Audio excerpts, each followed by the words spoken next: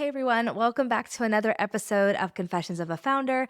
I'm your host, Alysha M. Campbell, founder and CEO of Culture Shift HR. As always, I am super excited to be here. This is such a special time for me to not only just share, but like as I'm sharing these stories, I'm also reflecting on what's happening now and the things I wish I knew when I started, whether it was building this in 2018 or going full time, some of the things I would have learned. But here we are. In our last episode, we talked about, money struggles and money wins and understanding key elements regarding your sales pipeline, cash flow, creating systems of support and structure as you grow and scale your business. And that's so important, as we said in our last episode, because money is what actually makes a business a business. You are transacting, you are trading a service for payment. And if you're not doing that, you're kind of doing a hobby. So, as you're building your business, never lose sight of your why, but also remember that as long as you're continuing to grow and, continuing to get value for your service via a monetary means, you are building a business. And so whether you charge $5 day 1 and day 30 you charge 100, which is awesome ROI, be mindful that the money you're making, be proud of it. Own it. That's many people can't do what you do when you sell a service or a product. And I know it's funny because this isn't even the topic of the episode, but it's funny because a lot of people have trouble charging for what they do, charging for their talents, charging for their expertise. And don't be afraid to do that. Charge that, especially if you have a business and you have people. I will never forget, a dear friend of mine told me, we were having lunch and I was like, oh my gosh, I really want to go full-time in Culture Shift. I don't know how I'm going to do it. I need to get out of corporate. And she was like, well, how much are you charging for your workshops? And I was like, $500. She's like, how in the world are you going to even get to a space where you can even go full-time if you're charging $500 a workshop? She's like, that doesn't even give you the means to even go full time, even if you wanted to. And she's like, you have to change your prices. You have to charge prices that will allow you to sustain yourself and sustain support in a business should you want to go full time. If you're not doing that, you will never be able to even have the means to go full time. Was I in for a shocker? I was like, oh my gosh, I've been literally keeping myself in this corporate, side hustle gig for the past few years because I was afraid to charge more, because I was afraid to charge really the worth of my expertise and my insights to my clients. And the moment she said that, I went back to the drawing board and I tripled my prices. I kid you not. And shortly thereafter, I went full time. I'm telling you, own your work, own your expertise, own your genius, because I guarantee you there is somebody else out there who already is. And I guarantee you that the product, the service, the whatever it is that you're selling is nowhere near as good as what you're doing. So just remember that. Keep that feather in your cap. But we are here. We could honestly, it's so funny. I always say sidebar because I'm like, we could have a whole thing on pricing, but we're not. That's not today. That's not today's topic. Today's topic is clients. You gotta love them. Because when we think about the other half of the equation of money, you don't get the money if you don't got a client. So we gotta get those clients, people. We gotta get those clients. That was the biggest struggle for me. And I've said this a couple times where I've had my first client when I started out at Culture Shift for like the first year and a half. Because it was I was like so elated to even have a client and to even get another client. The work that goes into that is a lot, especially when you're working alone, which I was at the time when I started the business. So when it comes to clients and being in the space of, okay, I want to get more clients, first and foremost, you always want to be mindful of what is your ideal customer profile or ICP. And these things can get so granular. And I mean, you can get literally nitty gritty with like who they are, their title, their salary, their industry, their business size, all of these things. But if you begin to ask these common questions of who is the person that would hear what I have to say and press the go button or say, yes, where do I sign? That is your ICP. So is that at a director level? Is that a C-suite level? Is that a manager level? Is that someone that may not even be in the business, but has access to those decision makers? Those are the questions you need to ask yourself. And if you're not sure, you now need to start to do some research. Talk to those in your network and asking them, hey, If I were to sell you this product, would you be able to tell me yes or no based on your business structure? So, what do I mean by that? A lot of times when we're selling, we talk to customers that really can't make the decision. They might love what we do. They might be our best friend. They might be like, oh my gosh, I needed you like yesterday, but they can't press the button and say, actually, yeah, send me over your contract. I'm going to sign. We're going to get going. They will probably be a middle person. And that middle person might pass your stuff on. They might pass it on with enthusiasm, with all of the great things. But if the other person isn't feeling the excitement, the energy, the why behind what you do, there is a 50-50 chance they may not continue to go forward with your services, even if the middle person loves them. So I say that to say the faster, and it's funny, I'm kind of preaching to myself here, the faster you can get to the decision maker, the better. Because the middle person can oftentimes get in the way of you getting to that decision person. And not necessarily intentionally, but just through their own organizational hierarchy and things of that nature and all that kind of stuff. So be mindful of who you're talking to. Number two is you want to be mindful of the person who is the decision maker. What is their influence? And what I mean by that is there could be someone that could say yes and love, again, your product, your service, they're hiring you, but their reach is only so far. Maybe it's only 10 people, horizontally. You need the people who are also going to vouch for you vertically as well. The employees, the managers, maybe the junior directors, whatever title they may hold, because that's what's going to keep your service coming back again and again and again and again. So when you think about clients, I want you to not just think, who is that one person and only think at that level. Who is that person and who may they influence so we could spread our roots and really be known within a whole organization. So when you think about your ICP, I know when I thought about mine, I was very I would say too generic. I was like, oh, they're a decision maker or they're C-suite or they're a manager. They're really anyone that can sign on the dotted line. And I wish at the time I had asked myself better questions because I think I spent a lot of time spinning my wheels on who I needed to talk to and who was really able to help me get my product or service in front of the right people. A lot of times you'll hear this in MLM companies or market level. So I forget what MLM stands for, but those marketing companies like an Arabon or Mary Kay or things like that, usually they'll talk to people and then they'll get spun in this wheel of, another person and another person and another person, not really getting to the decision maker. But what's really interesting, and the reason I bring up that structure is because many times you might think you're talking to the person because they have the big fancy title, but they have no influence at all. So if you can get some insider insight, either talk to someone who works at that organization that you're trying to get into, talk to maybe someone in your network that knows someone at the company you're trying to get into, anything like that where you can get the inside deets, that is what you're going to want to do. So if you're unsure, you can find out quite easy on who your, ICP would be. And then from there, reaching out to them, targeting to them, and really beginning a conversation. I often get asked oh, what's your sales strategy? Not strategy, sorry. How do you sell? What's your sales pitch? And that type of language just, it cringes me. And I say that because I have a little bit of a background in sales and not high level sales. I'm talking selling chocolate door to door. Let's be real. I'm not a good salesperson.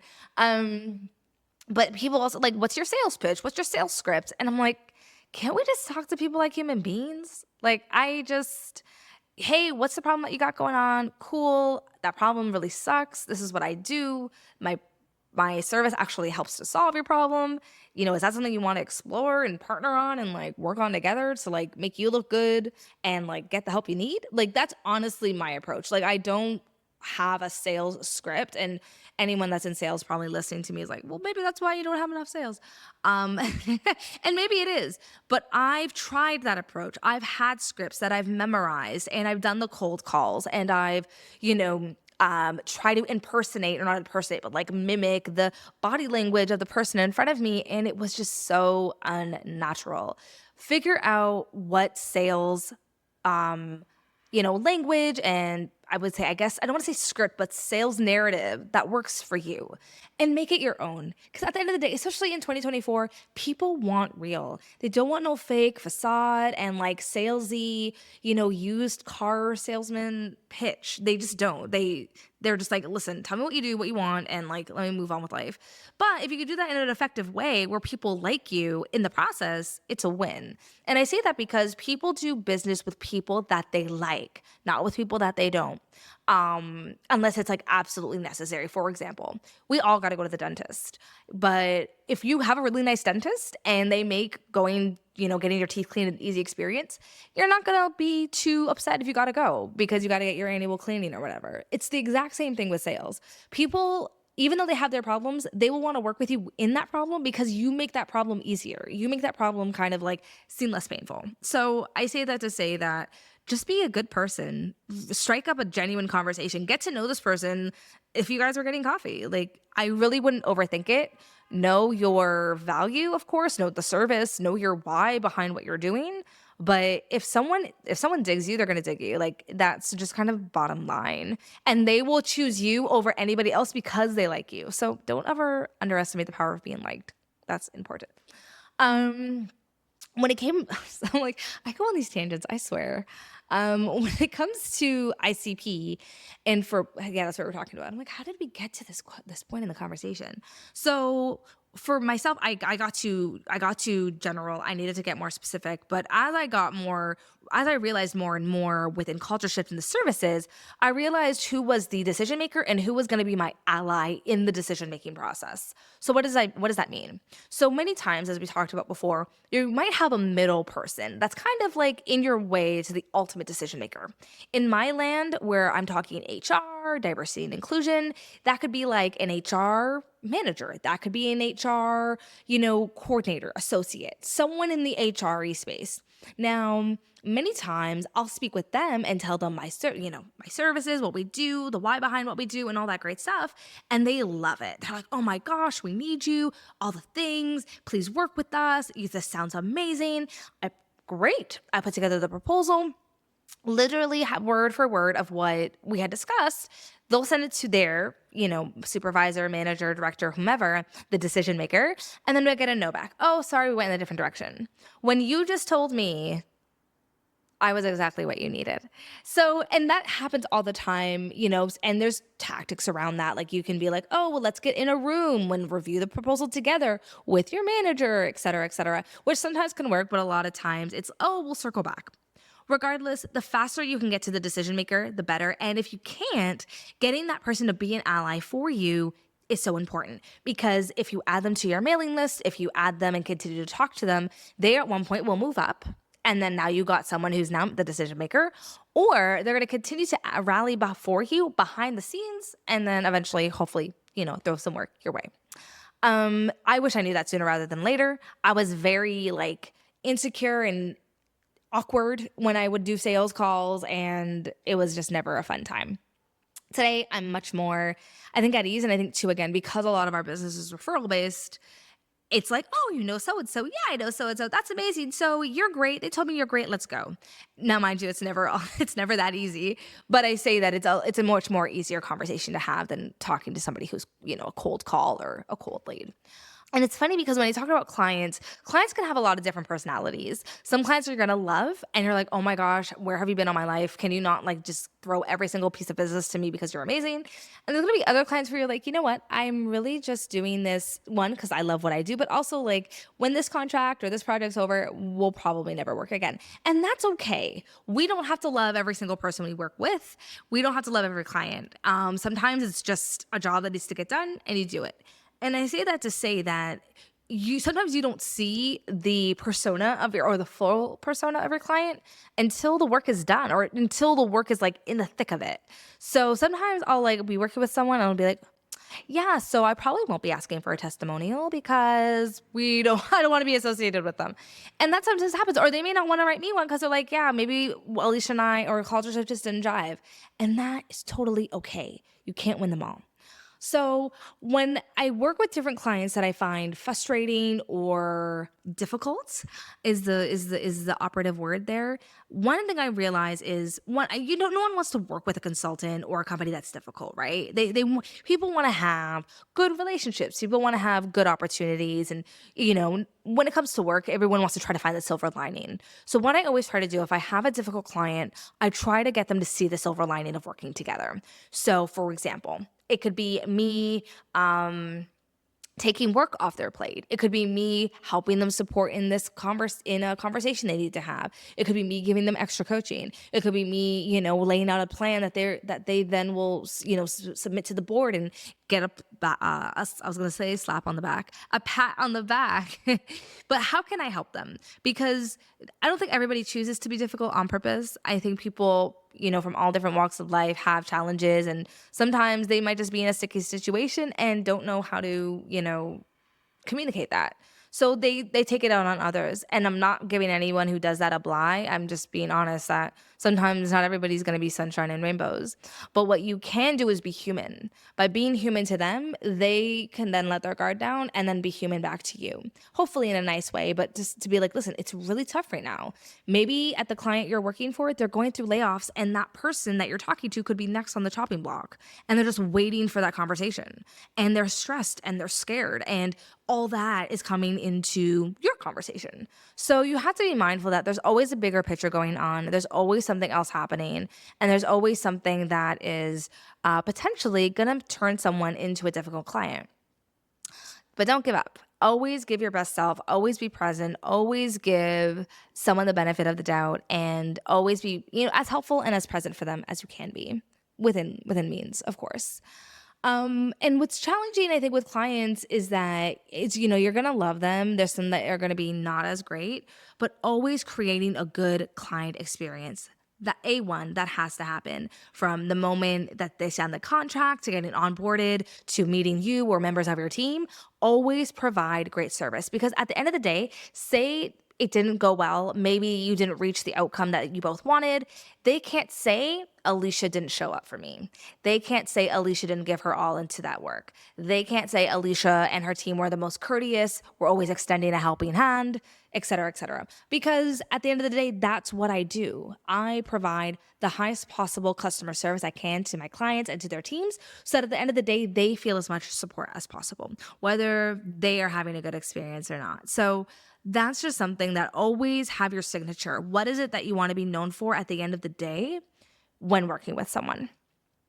Now, when it comes to clients, as we kind of talked about in our last episode, some of them unfortunately are late paying. Some of them don't pay and not buy. I've never met a client who didn't want to pay on purpose. That I will say. Everyone who we've worked with or given services with, they do pay us, whether it's on time, late, or not. It's not because they never wanted to. It's, it could be a system thing. It could be a process thing, whatever. I think it's important to understand, though, that certain clients, to avoid those situations where you're like, oh my gosh, the invoice is late, what do I do? Is to follow up. Obviously, if it's not following up with them, following up with their accounts payable department or their finance department to find out, the status of the payment. Because it's more than likely the payment's been processed. It's just taking either a really long time, or they have to wait a certain date to process your invoice or your contract. So that's number one. I think number two, if you're getting delays in hearing back from your client on payment, see if there's anybody else you could talk to. Is there another person on their team that is on an email chain or an email thread? What, is that an opportunity to get somebody else in to advocate for you? And maybe a lot of times too, internally, companies change a lot, as we know. So the person who was maybe your point of contact may have left, maybe got exited. And now your inbox, or your email, is at the bottom of an inbox. Nobody's looking at it. So always have multiple points of contact, so that people, if you have other people to reach out to, should things kind of get stuck in progress. And at the end of the day, if it comes to the decision, or the action, I should say, where you aren't getting paid, and I hope to goodness that never happens to you, what do you do? Besides following up and following up and following up? At some point, you have to decide, is this worth your energy? And what do I mean by that? So one of the clients I spoke about in my last episode, they owed me an invoice. and the invoice was a nominal amount, but at the end of the day, it's money outstanding, so I have to follow up. And this was a person that, we had a really great rapport, a relationship was forming in a positive way, and I knew this was not intentional. It wasn't someone trying to do evil against us. And I just decided to text them, and I just said, "Hey, I haven't heard from you. I just wanted to check in. Is everything okay?" I didn't ask about the money. I didn't ask about the invoice. I didn't ask about what was going on. I just said, "How are you doing? Is everything okay? You've period, right?" And then I said, I hope everything's going well, and that, you and the family are safe and doing and healthy. I just wanted to get on a quick call, or if you could reply to my last email about our work that we had done a few months ago, and if there was any opportunity for you to put any monies toward our invoice. See how I said monies towards the invoice? I didn't even say pay the invoice in full, because I don't know their situation. I don't know what's going on. I don't know the bigger picture. So maybe me saying pay in full right now in big red letters is probably going to make them mad or irritated. But if I said, "Hey, can you put something towards this payment? Can you maybe pay half now, half later?" That shows that I'm flexible, shows that I care about them and their business, and to understand that stuff happens. And so what had happened was they eventually did reply to my email a couple days later, explaining the whole situation and still wanting to work with me once everything got sorted out in their business. And that meant so much, because at the end of the day, we might sell a product, a service, whatever, but we're in the relationship business. I've worked with this person before and I never had an issue. There was no invoices issue. I could tell that this was out of character. I could tell that this wasn't how they do business. And I was like, something bigger is going on here. So as you build a relationship with your clients, you're going to notice those habits too. They stop replying to your emails. They stop getting back to you as fast. Maybe they go quiet a little bit once the contract gets started. Don't be afraid to be a bit personal and be like, "Hey, is everything all right?" Just checking in to see how you're doing. How are you hanging in there? A lot is happening. There's a lot of change. Do you want to chat? And kind of put aside the business for a minute and talk to the human being behind the title. Always, always, always my best suggestion. And there's going to be times where you lose money. That is just the cost of doing business. You will lose money. I've lost out on minimum of $15,000 to date, if not more. But I always say what things always come back. And what I mean by that is if you lose an opportunity or someone doesn't pay you, usually around the corner, there's someone who's going to pay you that money and or more. And that's happened to me time and time and time again. So in the moment, you might be freaking out. And I know that feeling because I do that all the time, or stressing out. Don't worry about it, especially if you don't have your business savings kind of on lock and you got things to pay for. Let your vendors know, "I'm short this month," or "Payment's going to be delayed," or "I can't get this to you till the end of next month." As long as you communicate, people will understand. That is the way of the world. And I'm not saying to take that for advantage. When you get money, pay your people on time, pay your vendors on time, etc. But if the time comes where you are depending on an invoice being paid to then kind of take care of business and that doesn't happen at the right time, let your people know. It is common courtesy. It is respect. And I would say that is the biggest pet peeve where, I don't mind following up with clients or people to say, "Hey, what's up? Just checking in." But don't ghost. I would say, for anything, don't ghost people. We're working together. We have a relationship. We have a rapport. I'm not some stranger on the street. Have a little bit of common decency. I'm a human being. I'm going to understand. Things happen. This world is crazy. Just saying, "Hey, got your emails. Things are a bit tight right now. I'll circle back with you in a couple weeks with payment or with a status update." Simple things like that keep your relationships intact. So I would say, if you're in the seat where you're a client and you haven't paid, one of your consultants, or you haven't paid a vendor, don't ghost them. Just tell them what's going on. Not the whole story. You don't have to share your life story, but be honest and give them a status update. And when you get those funds, please pay them. They have a livelihood too. They have a business too. So that is what happens. And I think to keep good client relationships, I started, I think, doing this a few years ago with, holiday time. Send the holiday card, send the holiday gift basket. I think those things are nice. They are very expensive. So I'm very mindful of that, right? Like, especially if you're working with a team, different if it's one person. Like, okay, I could send you a gift basket, $30, $40. But when you're working with a team of five, that can be quite expensive quite quickly. So I would say do it once a year, maybe do something online to like, give a thank you or let them know that you appreciate their time. But those things can get expensive. And if you have the budget, I mean, please go ahead. Who doesn't love a beautiful gift basket at the holidays?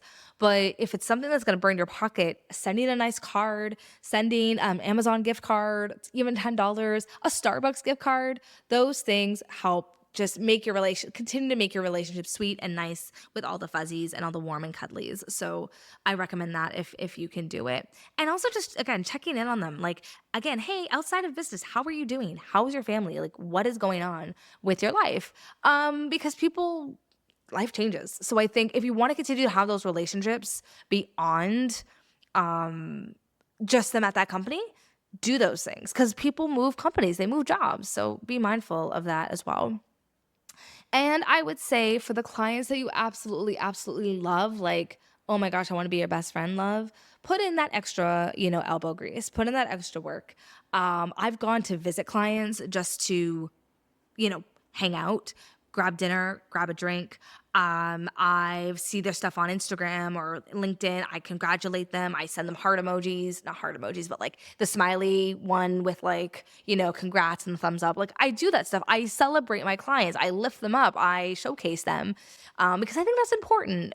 People want to feel good about the people that they're working with and they want to feel good around the people that they, put into their lives. So don't see your clients as just dollar signs. Please, please, please, please don't. See them as human beings. See them as people who also need time, attention, care, conversation, who also are going through their own challenges or their own, struggles and need support as well. Do not see clients as dollar signs. They are so much more than that. They are their own little mini businesses in and of themselves. So don't do that.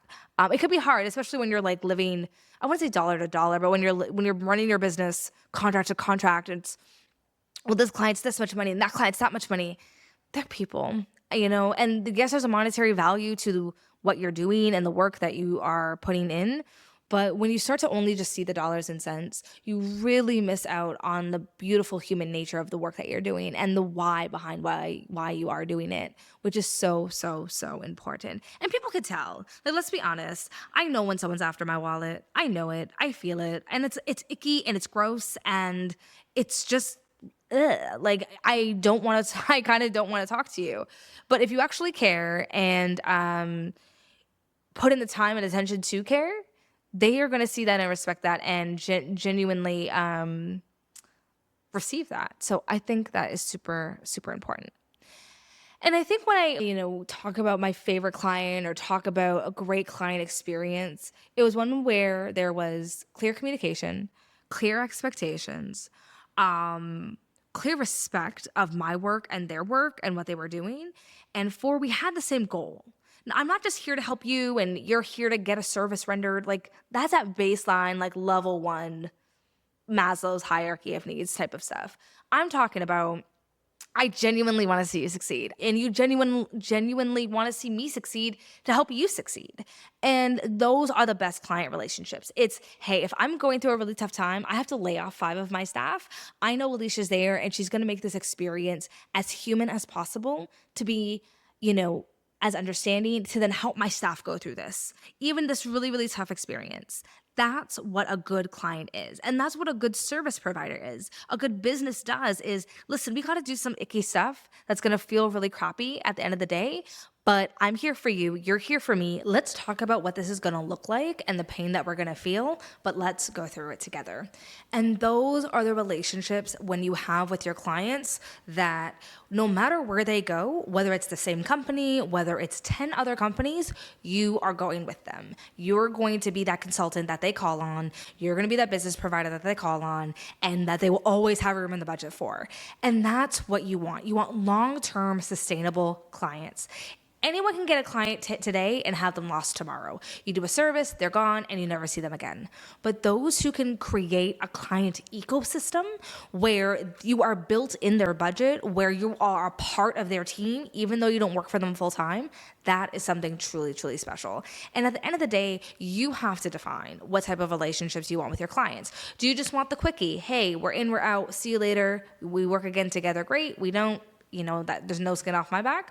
Or do you want to be that type of, company where we want to be a part of your story? We want to be a part of your journey. We're not here for just this event. We want to be here for all the events and help you as you grow and scale your career, as you grow and scale your business, all of those pieces. So really think about not just your ICP, but think about the client experience you want to have for the first day all the way to the last day and through the years, and make that really clear in your value proposition, because you have to live up to that and you have to be open to being called on that if the client really enjoyed their experience and wants to continue to work with you.